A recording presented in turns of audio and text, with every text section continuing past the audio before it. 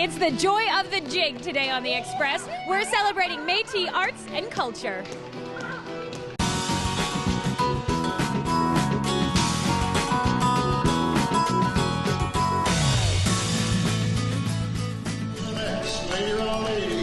On today's show,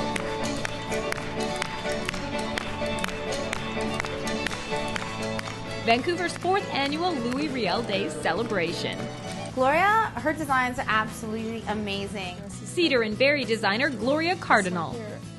They'll perform up to 70 times a year and have toured the globe as ambassadors of the Squamish people. Squamish Nation's Eagle Song dancers. And later, bull riding classes in Mount Currie.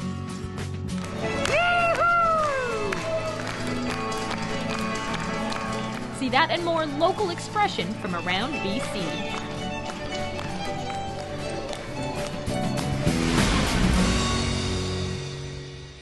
Welcome to The Express. I'm Johanna Ward in Vancouver, and today all show we are showcasing First Nations talent from around BC, starting with a clothing designer who uses traditional techniques to make a splash with her modern designs.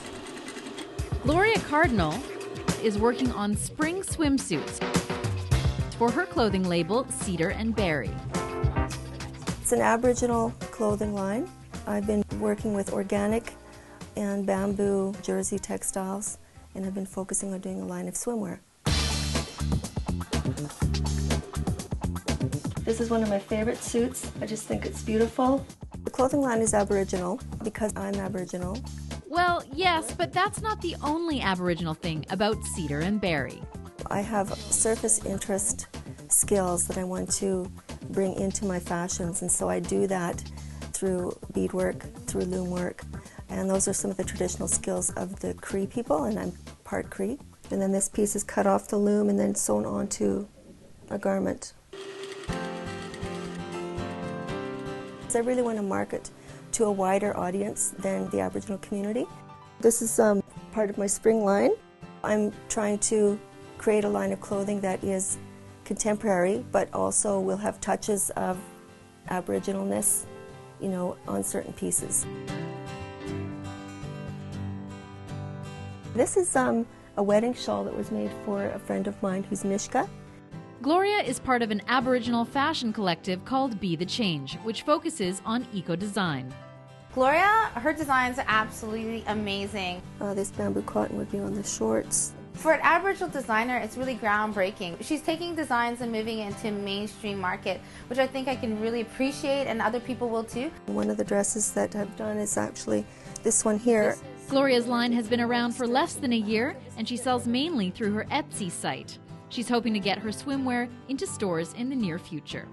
My Cree roots, I think, have given me a foundation in the skills, in traditional skills, and so I have a freedom to use them in a different way now. Like say I'm working on a loom work piece, it doesn't need to be a traditional design, but it can be a modern looking piece. But everything that I do comes from my traditions.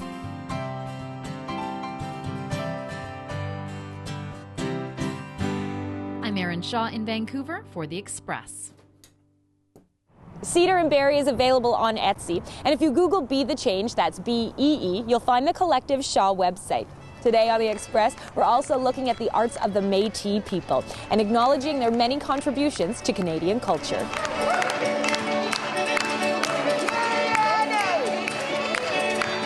The name of my company is Compagnie Vini Dansi, and I also have the Louis Riel Métis Dancers. So we are a traditional and contemporary dance company. I do this to honor the life of Louis Riel. Louis Riel is the hero of the Métis people. He died for the people, you know, and he saw himself hanging from the gallows before it even happened, and we want to honor his life and what he's done for us. And it was him that said, "My people will sleep for 100 years, and when they awaken, it will be the artists that bring the spirit back to the people." Red is the blood of the Métis shed through the year while fighting for our rights. Blue is the depth of our spirit. Green is the fertility of a great nation. White is our connection to the earth and our Creator. Yellow is prosper for prosperity. Black is the dark period of repression, and dispossession, and wear it on your lapel with Métis pride.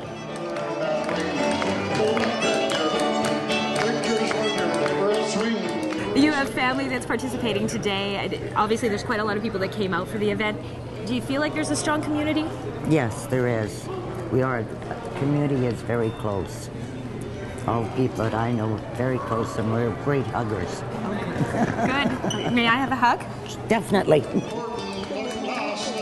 I love hugs. Thank you. Me too. Thank you, Ed. You're welcome.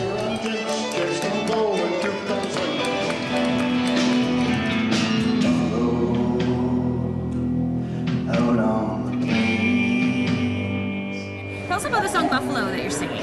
Yeah, this is one that I wrote a couple years ago. I talk about, what happens if we don't learn these lessons about what happened to the buffalo. What happens if other things disappear like the buffalo? So other things, perhaps like arts and culture from traditional. You name it, arts and culture, fish, birds, trees. It's a question about where we're at as a society, what our impact is on the earth as humans, I think.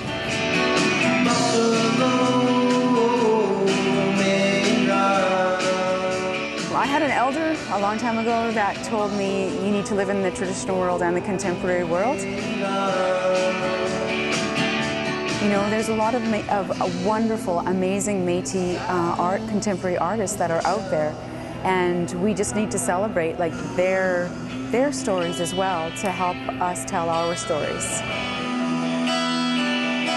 Later, we'll see more contemporary dance from the Louis Riel Métis dancers, but right now it's a dance group from North Vancouver's Squamish Nation, the Eagle Song Dancers. A taste of our West Coast that even brought the usually reserved Japanese to their feet. In Japan, we received a lot of respect, a lot of interest, a lot of keen interest. They'll perform up to 70 times a year and have toured the globe as ambassadors of the Squamish people. Squamish Slalom came into existence after the paddle to Bella Bella and the Gatawas canoe gathering. And from that, some of the paddlers, family members and friends were invited to carry on and to represent our nation in Europe. So we formed a group and went over and did some of the songs that we do, and it evolved from there. Their songs resonate with the rich and storied history of BC's West Coast.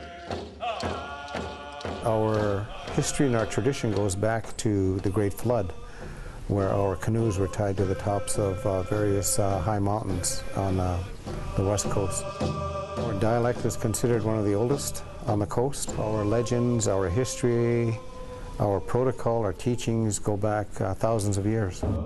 And with each routine, those threads of culture are preserved. It went to sleep for a while, but I don't think it's lost. No, I think that it's just a matter of presenting it enough to where a lot more people become interested in and start picking it up. That's where we come in. Yeah. We perform, we present, we research before we perform. So we provide something that's authentic and as well as enjoyable. It's important to me because as a younger person, I like to be out there showing that our age range can still be into culture. It's not just the older groups, and just to kind of keep it alive still. The other members are friends, family, and very talented performers who have stepped forward and decided to make that decision in their lives to present our culture in a good way. That culture embraces a mythos steeped in the natural world. We have a human form of presenting a tribute to the animal kingdom. We have masks that we use to represent the animals that we're paying tribute to. For instance, the bear, or the eagle, or the wolf. With 2010 around the corner, interest in BC's First Nations has risen. For the Eagle Song Dancers, it's the perfect stage. In North Vancouver, I'm Peter Kim for The Express.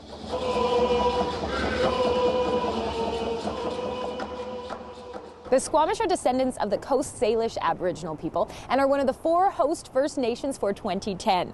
And you want to stay with us because we have another Olympic connection coming up on this Express special featuring First Nations arts and culture.